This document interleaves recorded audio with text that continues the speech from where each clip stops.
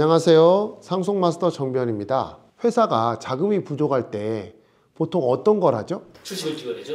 그거를 이제 어려운 말로 유상증자라고 하죠. 네. 유상증자의 경우에 기존 주주한테 지분 비율에 따라서 돈 더 내세요. 주식 발행하려고 하니까 이렇게 해서 자본을 조달할 수도 있고, 네. 주주 배정 유상증자라고 하고요. 기존 주주가 아닌 제3자에게 돈 내세요. 주식 줄게요 하는 것이 있을 수 있죠. 어려운 말로 제3자 배정 유상증자라고 하는데요. 사실 주주 배정 유상증자를 할 경우에는 어차피 모든 주주에게 주주 지분비대로 가니까 발행가액이 얼마가 되든 기존 주주의 지분비율이 그대로 유지가 되죠. 근데 제3자 배정 유상증자를 할 경우에는 그 제3자에게 주식을 발행한 가액이 시가보다 낮게 발행이 되면 그 제3자가 어떻게 되나요? 이익을 보게 되죠. 그렇죠. 그러면 안 되는 거죠. 그렇잖아요. 그래서 상속세 및 증여세법에서는 어떤 규정을 두고 있냐면요. 주주가 아닌 자에게 이런 신주를 발행할 때 시가보다 낮게 발행해서 그 이익이 있다고 할 경우에는 거기에 대해서 증여세를 부과하도록 되어 있습니다. 아, 거기도 증여세가 붙는구나. 이게 왜 이런 조항이 생겼냐면 야, 이놈은 안 붙는 데가 없네. 예.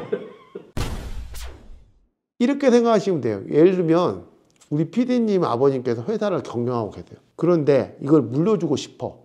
PD님한테 이 주식의 시가는 원래 주당 뭐 10,000원이에요. 근데 PD님한테 주식을 몽땅 발행하면서 100원으로 발행해버리면 결국 주식 수를 가지고서 회사에 지배를 할 수 있잖아요. 그렇죠.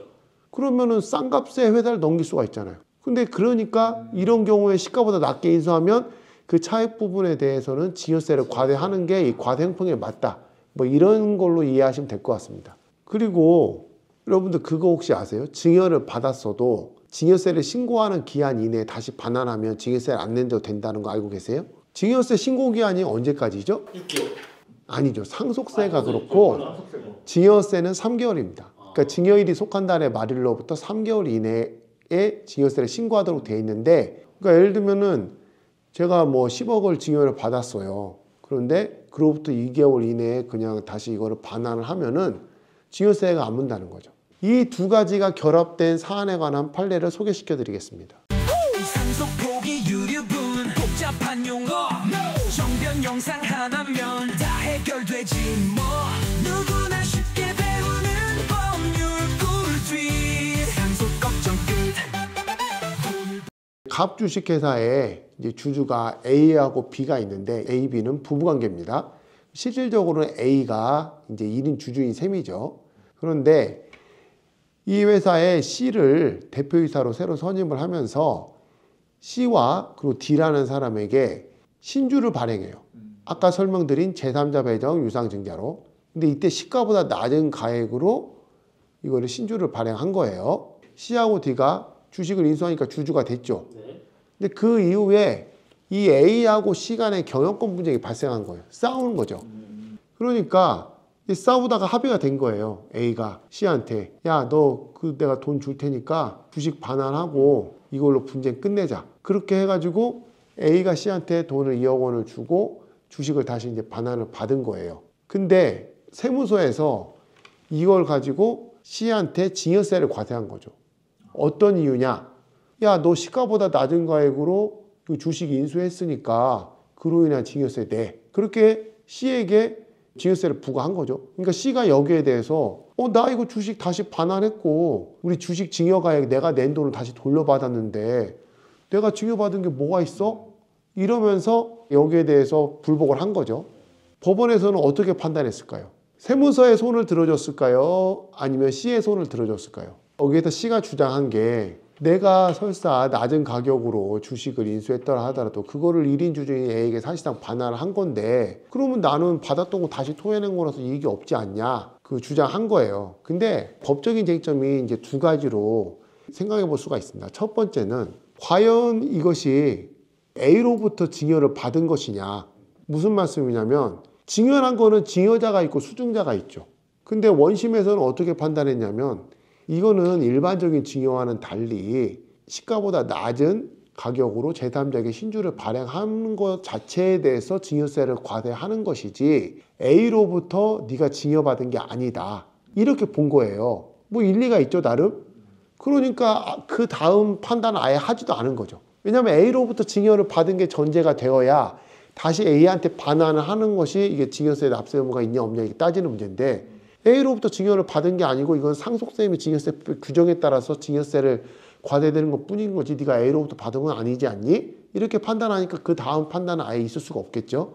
대법원에서는 어떻게 봤냐면 결론은 똑같은데 이유가 약간 달라졌습니다. A로부터 받은 거 맞다 이렇게 본 거예요. 왜냐? 제3자 배정 유상증자의 문제점은 기존 주주의 이 지분 비율을 희석화시키는 문제가 있거든요. 그러면 이거를 가만히 생각해 보면 기존 주주가 가지고 있던 종전의 주주 가치가 시가보다 낮게 제3자에게 신주를 발행하면서 이전이 된 걸로 볼 수 있죠. 그 이익이 실제로는 기존 주주로부터 이전된 거라고 보는 게 맞겠죠. 그러니까 여기에서는 A로부터 이전된 것은 맞다. 대법원은 본 거예요. 근데 다만 그렇다 하더라도 너 3개월 안에 주식 반환 안 했지 않니? 그러니까 이거 너는 증여세 납세 의무가 있지. 이렇게 본 거예요. 이 사안에서 만약에 중간에 경영권 분쟁이 있었고 이걸 자문하는 변호사가 있었더라면 그렇게 합의를 했다고 하면은 적어도 그 3개월 안에 이걸 하거나 아니면 증여세 이슈가 있으니까 이런 부분까지 A한테 협의를 할 수 있도록 협의 조건에 넣었었어야죠. 그래서 변호사가 세금을 모르면 항상 나중에 문제가 생깁니다. 모든 거래에는 세금이 뒤따른다는 걸 꼭 명심하고 거기서 발생할 수 있는 세금까지 고려해서 합의를 해야 됩니다. 모르면 돈을 버려 알면 돈을 벌어 네 미래가 달렸어 지금 클릭해. 오늘의 사례에서 살펴본 바와 같이 제3자에게 저가로 신주를 발행할 경우에 증여세가 과세될 수 있다는 점과 그리고 그 주식을 반환하더라도 3개월 이내에 반환하지 않으면 증여세가 면제될 수 없다는 점을 알려드렸습니다. 경영권 분쟁이나 그리고 이런 제3자 배정 유상증자의 경우에는 꼭 증여세 이슈가 있기 때문에 꼭 상속 전문 변호사의 자문을 얻어서 진행하시기를 추천드립니다. 상속마스터 정변이었습니다. 여러분들의 구독과 좋아요 부탁드립니다. 감사합니다. 지금 클릭해. 상속마스터 정변 상속마스터 정변 복잡한 문제도 한 방에 해결해 쉽고 빠르게 똑똑하게 정변만 믿어봐.